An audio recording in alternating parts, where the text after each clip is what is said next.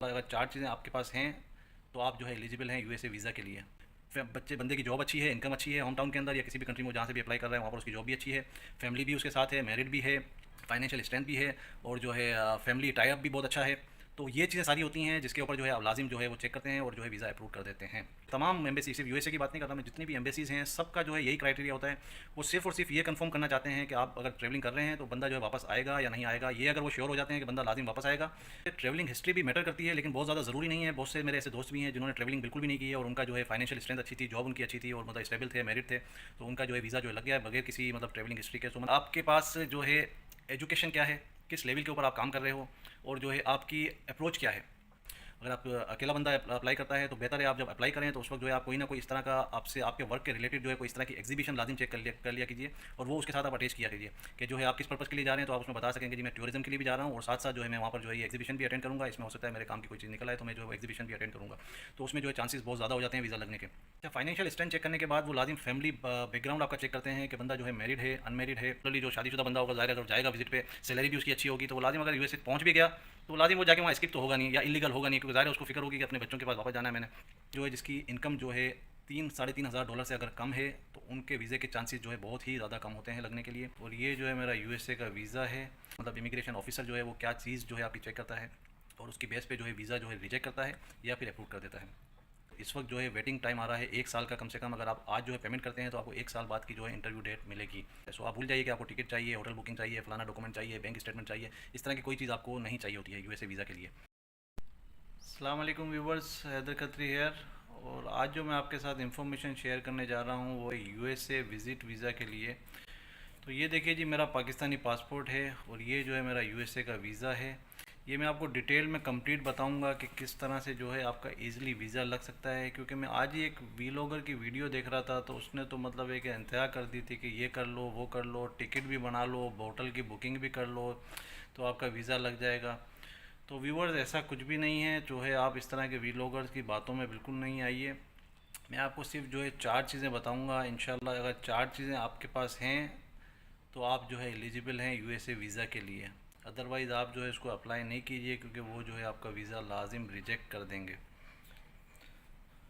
और वीलॉगर्स जो है वो ज़ाहिर है व्यूवरशिप के लिए जो है बहुत सारी चीज़ें जो है आपको फेक चीज़ें बता देते हैं और जो है फिर लोग उसी के पीछे लग जाते हैं और उसी का रट्टा लगाना शुरू कर देते हैं कि इंटरव्यू के अंदर ये पूछेंगे, वो पूछेंगे, ये करेंगे, वो करेंगे। तो आपको ऐसा कुछ करने की ज़रूरत नहीं है। किसी किस्म का कोई डॉक्यूमेंट आपको नहीं चाहिए, किसी किस्म की तैयारी आपको नहीं चाहिए। सिंपल आपके पास जो है ये पासपोर्ट होना चाहिए आपका। जिस वक्त आप वीज़ा इंटरव्यू के लिए जाएंगे या आपके पास आपका ओरिजिनल पासपोर्ट आपके पास होना चाहिए, एक फ़ोटो आपके पास होनी चाहिए और प्लस जो आपका जो फॉर्म, पेमेंट का जो फॉर्म होगा वो जो है आपके पास होना चाहिए। उसके अंदर लिखा हुआ भी होता है कि आप सिर्फ जो है यही डॉक्यूमेंट लेकर आएँ, एक्स्ट्रा डॉक्यूमेंट आपको लाने की ज़रूरत नहीं है।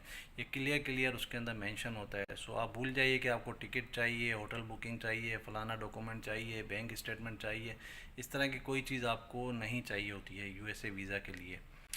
तो मैं आपको बताता चलूँ जी, आप जो है सबसे पहले तो बता देता हूँ जो भी भाई वीज़ा के लिए अप्लाई कर रहा है तो इस वक्त जो है वेटिंग टाइम आ रहा है 1 साल का कम से कम। अगर आप आज जो है पेमेंट करते हैं तो आपको 1 साल बाद की जो है इंटरव्यू डेट मिलेगी। तो ये आप सोच लीजिए कि आप अभी अप्लाई करते हैं तो 1 साल बाद आपकी क्या मतलब एक स्ट्रेंथ होगी। अच्छा जी व्यूअर्स, वीज़ा जो है क्या इनकी जो है क्राइटेरिया क्या है वीज़ा लगाने का। जो मतलब इमिग्रेशन ऑफिसर जो है वो क्या चीज़ जो है आपकी चेक करता है और उसकी बेस पे जो है वीज़ा जो है रिजेक्ट करता है या फिर अप्रूव कर देता है। सबसे पहले ये चेक करते हैं कि आपकी इनकम जो है क्या है और इनकम के अंदर जो है स्टेबिलिटी है या नहीं है। बिलफर्ज आप जॉब अगर कहीं कर रहे हैं तो कितने साल से उस कंपनी के अंदर जॉब कर रहे हैं और आपकी अर्निंग क्या है। या आप बिज़नेस कर रहे हैं तो कितने साल से वो बिज़नेस कर रहे हैं और आपकी इनकम क्या है। तो इसमें मैं बताता चलूँ जो भी भाई जो है जिसकी इनकम जो है 3-3.5 हज़ार डॉलर से अगर कम है तो उनके वीज़े के चांसेस जो है बहुत ही ज़्यादा कम होते हैं लगने के लिए।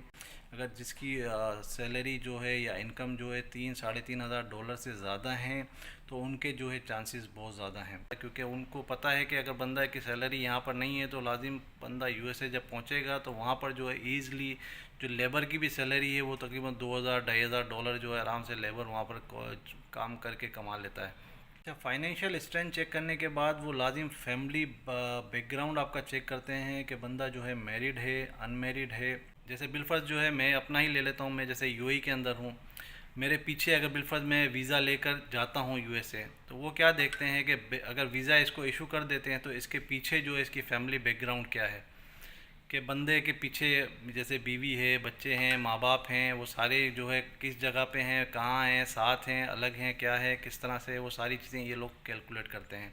और लाजिम बात है, अगर बीवी बच्चे होंगे तो लाजिम सी बात है, मोस्ट प्रोबेबली जो शादीशुदा बंदा होगा, ज़ाहिर है अगर जाएगा विज़िट पे, सैलरी भी उसकी अच्छी होगी, तो वो लाजिम अगर यूएसए पहुँच भी गया तो वो लाजिम वो जाके वहाँ स्किप तो होगा नहीं या इलीगल होगा नहीं, क्योंकि ज़ाहिर है उसको फ़िक्र होगी कि अपने बच्चों के पास वापस जाना है मैंने, जैसे यूएई के अंदर हैं या किसी और भी कंट्री के अंदर हैं या पाकिस्तान में ही हैं, तो बच्चे वगैरह उनके साथ रह रहे हैं, अगर साथ रह रहे हैं तो वो ज़ाहिर है उसमें चांसेस भी ज़्यादा हो जाता है। और अगर आप लोन अप्लाई करेंगे और फैमिली के साथ जब एक साथ आप अप्लाई करते हैं तो उसमें जो है चांसेस वीज़ा लगने के बहुत कम हो जाते हैं।